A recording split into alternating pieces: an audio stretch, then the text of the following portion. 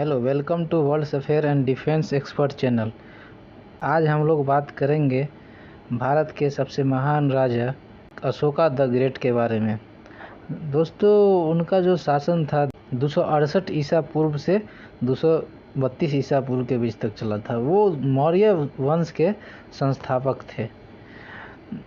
वो बेसिकली वार के through reunification मतलब दूसरे स्टेट को अपने में जोड़ने और बाद में चल के बुद्धिज्म धर्म को प्रमोट करने के लिए जाना जाता है।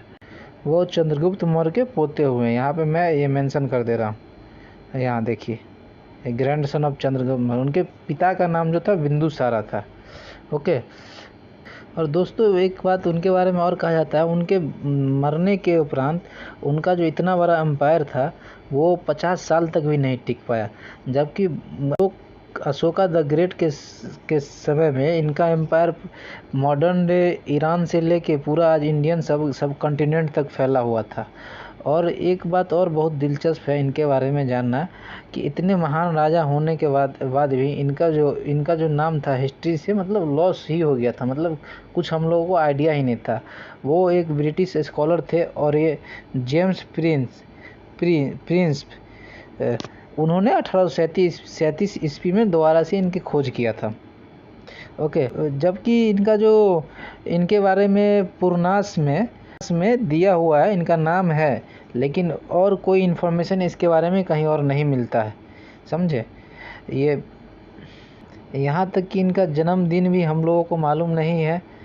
और ऐसा कहा जाता है इनके पिता के 100 से ज़्यादा संतान थे, उनमें से एक थे। इनके माँ का नाम सुभाद्रांगी था और कई दूसरे किताब में आता धर्मा था उनके माँ का नाम।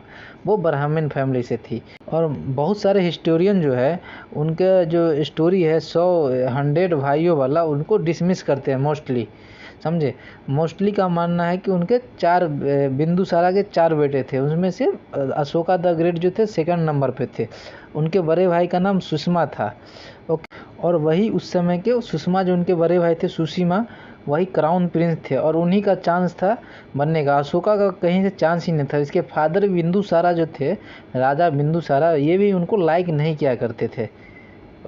अशोका द ग्रेट का उम्र 18 साल का था तो उनके पिता ने इनको पाटलिपुत्र से तक्षशिला भेजा था। उनको मतलब उन पे चढ़ाई करके उनको आपस में मिला लेने के लिए अपने साम्राज्य में। एक हिस्टोरियन का ये भी मानना है कुछ लोगों का कि उनके पिता जो है उनको बिना आर्मी तो दिए थे लेकिन कोई वेपन नहीं दिए थे। वेपन जो है उनको सुपर नेचुरल तरीके से मिला था।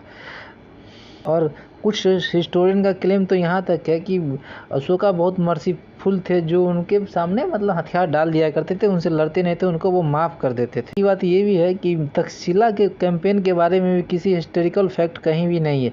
वो वहाँ के प्लेस और वहाँ के जो इंस्क्रिप्शन जगह का इसी के आधार पे लोगों ने उनके बारे में हिस्टोरियन ने पता करके लिखा। और तक्षशिला के बाद उनको उनके पिता ने उज्जैन को जीतने के लिए भेजा था, जहाँ वहाँ भी वो सक्सेस हो गए थे। समझे? उसके बाद उनका जो अफेयर है एक लोकल व्यापारी के बेटी से चलने लगा था, जो कि बौद्ध फैमिली से थे। और उन्हीं के कारण जो है ना उनको मतलब बुद्धिज्म की तरफ अट्रैक्शन बढ़ा। उनमें व्यापारी के बेटी का नाम देवी था, कहीं और विदिशा और महादेव। कुछ हिस्टोरियन का मानना है कि देवी का महत्वपूर्ण रोल रहा है उनको बुद्धिज्म की तरफ अट्रैक्ट करने में। अशोका जो थे उस समय उज्जैन में ही थे, जिस समय तक्षशिला ने फिर से रिवेल्ड कर लिया। तो उस समय बिंदुसारा ने अपने सबसे बड़े बेटे सुषमा को भेजा। और सुषमा जिस समय इंगेज थे उस समय वार में कैंपेन में, उसी समय बिंदुसारा बीमार पड़ गए और उन्होंने अपने बड़े बेटे को बुलाया। तो अपने बड़े बेटे सुषमा को ही मतलब नेक्स्ट राजा बनाने के इसमें थे, फेवर में थे। लेकिन बहुत सारे जो मिनिस्टर थे वो अशोका को एक सक्सेसर के तौर पर देखते थे। समझे? जिसके कारण उनके डेथ के बाद अशोका द ग्रेट ने अपने बड़े भाई का भी को एग्जीक्यूट करना पड़ा और उसको चारकोल पीट में फेंक दिया गया, जहां वो जल गया उसका बड़ा भाई सुषमा। और कुछ हिस्टोरियन का मानना है कि उसने अपने बाकी 99 भाइयों को मार दिया था। बट कुछ स्कॉलर का कहना है क्योंकि उनके 4 भाई थे तो उन्होंने और जो बाकी 2 भाई थे उसको भी मार दिया। कलिंगा जो स्टेट था जिसमें दूसरे राजा का जो ये था वो साउथ में पाटलिपुत्र के साउथ में था, वहाँ पे भी उन्होंने अटैक किया। वो मतलब ट्रेड के लिए बहुत अमीर था बहुत अमीर जगह था, व्यापार वगैरह बहुत समृद्धशाली राज्य था, वो देश था।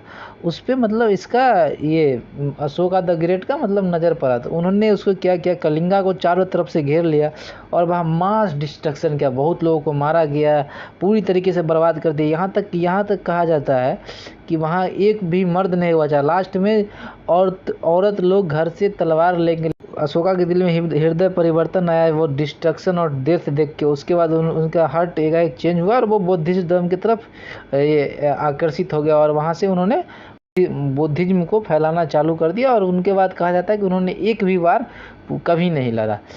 ओके दोस्तों, अभी यही वीडियो यहीं पे ख़त्म होता है। आपको अगला वीडियो फिर से हम बनाएंगे भारत के किसी और महान राजा के बारे में। अगर आपको ये वीडियो अच्छा लगा तो इसे सब्सक्राइब करें और चैनल पे नया है तो सब्सक्राइब करें और लाइक और शेयर ज़रूर करें दोस्तों।